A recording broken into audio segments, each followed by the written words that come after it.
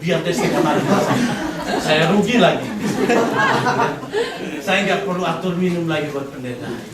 Kalau begini ya nggak usahlah saya melayani. Kalau begini ya nggak usahlah begini dan begitu dan lain sebagainya. Kita mulai kecewa. Kita berdoa buat istri kita berubah. Kita berdoa buat suami kita berubah. Kita berdoa buat anak-anak kita. Tapi kita tidak melihat ada kuasa Tuhan di sana. Kemudian kita mulai bertanya, Tuhan di mana kuasamu? Betul? Dan kita katakan Tuhan tidak mengasihi, Tuhan tidak ini dan itu dan lain sebagainya. Padahal kita hanya melihat hanya dari tataran ini saja. Kita tidak melihat bahwa Tuhan telah merencanakan sesuatu yang lebih baik. Dan saya mau katakan, kalau Tuhan Yesus taat sama membuktikan Kristusnya kepada penjahat ini dan kepada tuduhan orang-orang yang ada di bawah salib, saudaraku, apa yang terjadi? Tidak akan terjadi keselamatan bagi orang yang percaya kepada Tuhan. Betul? Saudara pilih, apakah Yesus hanya membuktikan kepada orang ini bahwa saya ini Kristus? Ataukah saudara pilih supaya kita diselamatkan oleh Tuhan? Mana yang lebih berharga? Mana yang lebih penting? Maka kalau Yesus turun dari salib, neraka akan bersukacita, neraka akan bersorak-sorai. Karena sebenarnya kalau kita menganalisa lebih dalam, perkataan penjahat di sebelah kiri adalah perkataan yang mewakili iblis. Sebenarnya perkataan ini, di balik perkataan ini sebenarnya iblis mau bicara kepada penjahat ini. Kasih tahu Tuhan Yesus untuk membuktikan kuasanya supaya dia turun dari salib sehingga salib tidak lagi berkuasa untuk menyelamatkan orang. Betul? Betul? Sama dengan pencobaan pada saat Matius pasal 4. Jikalau engkau anak Allah, jadikan batu ini menjadi roti dan makanlah kau. Betul kan? Sampai kepada hubungan bait Allah, tolong Bapak, jatuhkanlah dirimu ke bawah. Dan ada tertulis malaikat akan menantang kau. Firman iblis juga pintar, pakai Alkitab. Dan tidak semua pintar Alkitab itu pendeta. Bisa pendeta berhati iblis. Betul? Atau bisa majelis, mayor jenderal iblis. Tapi majelis kita tidak seperti itu. Puji Tuhan. Bahkan kita melihat ketika dia membawa Tuhan Yesus di atas gunung yang tinggi, dia katakan apa? Sembahlah aku, maka seisi dunia ini akan kuberikan kepadamu. Indikasi semua tawaran ini adalah apa? Yesus, kau tunduk sama saya. Nggak usah kau naik ke atas kayu salib. Betul? Kenapa? Karena Yesus naik di atas kayu salib, maka iblis akan kalah. Keselamatan tidak akan terjadi. Karena manusia membutuhkan pengganti yang mati bagi manusia, baru manusia diselamatkan. Nah saudaraku, mari kita belajar. Jangan belajar mengatur Tuhan, tapi biarkan dirimu diatur oleh Tuhan. Amin. Karena ketika engkau membiarkan dirimu diatur oleh Tuhan, mungkin ada saat di mana Tuhan membiarkan engkau. Mungkin Tuhan bekerja, tapi hanya bagian kecil yang engkau dapatkan. Tapi engkau tidak mendapatkan keseluruhan rencana Tuhan dalam hidupmu. Tapi ketika engkau katakan Tuhan, kehendakmu yang terjadi. Silakan Tuhan atur saya. Apapun yang terjadi, walaupun lama tidak bekerja, walaupun sakit ada, walaupun masalah, aku tahu engkau tetap Tuhan dan engkau tidak pernah membuang saya. Amin. Maka saudaraku, kita akan mengerti ada banyak hal yang kita akan mengerti dan kebaikan Tuhan. Banyak hal yang kita dapatkan daripada kebaikan dan proses yang Tuhan izinkan bagi kita.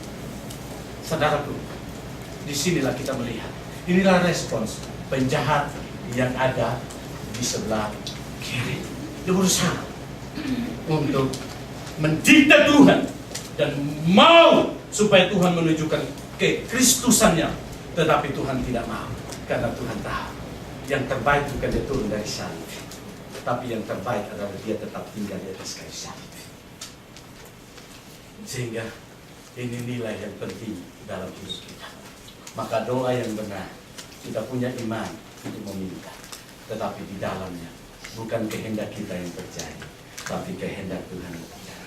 Tuhan lebih tahu kebutuhan kita daripada kita tahu kebutuhan kita.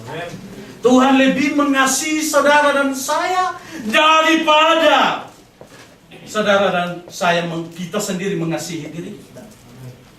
Kalau saudara dan saya lebih mengasihi diri kita, apakah saudara lebih bisa menyelamatkan diri saudara daripada dosa? Tidak. Hanya Tuhan Yesus sendiri maka kasih Tuhan lebih besar daripada kita mengasihi diri kita sendiri.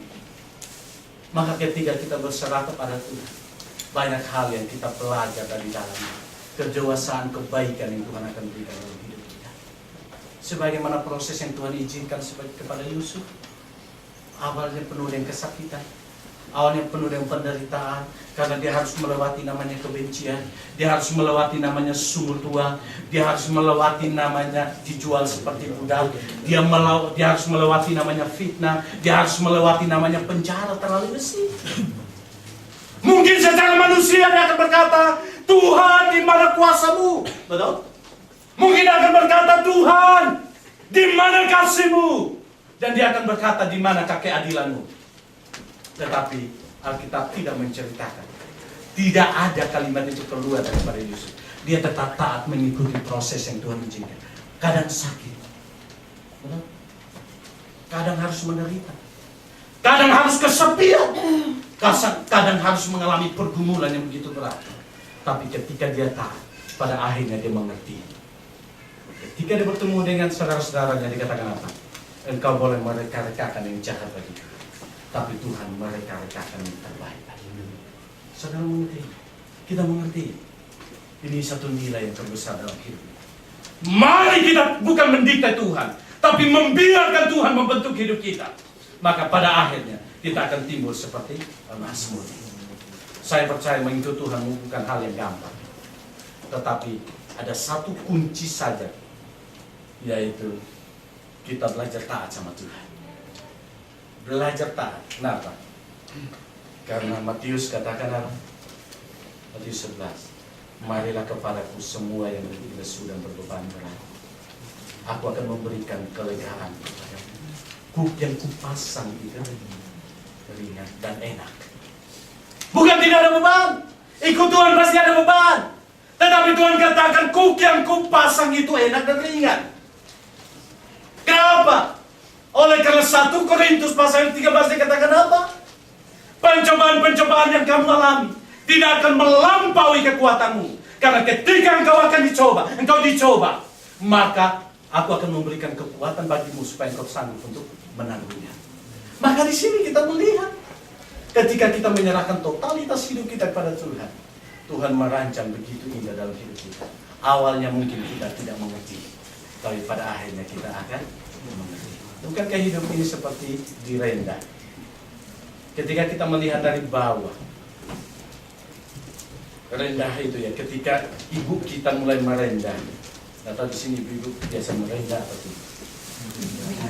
Merendah gurinda maksudnya. Atau merendah apa itu? Merendah dan sebagainya lah.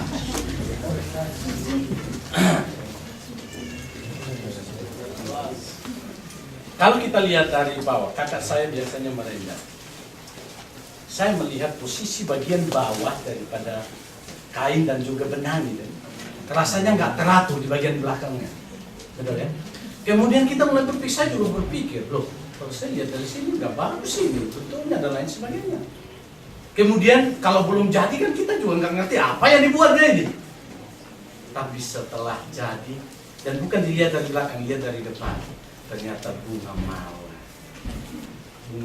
mawar merah. Jadi bunga mawar merah bukan hanya ditato, tapi bunga mawar merah juga bisa direnda. Maka di mana-mana bisa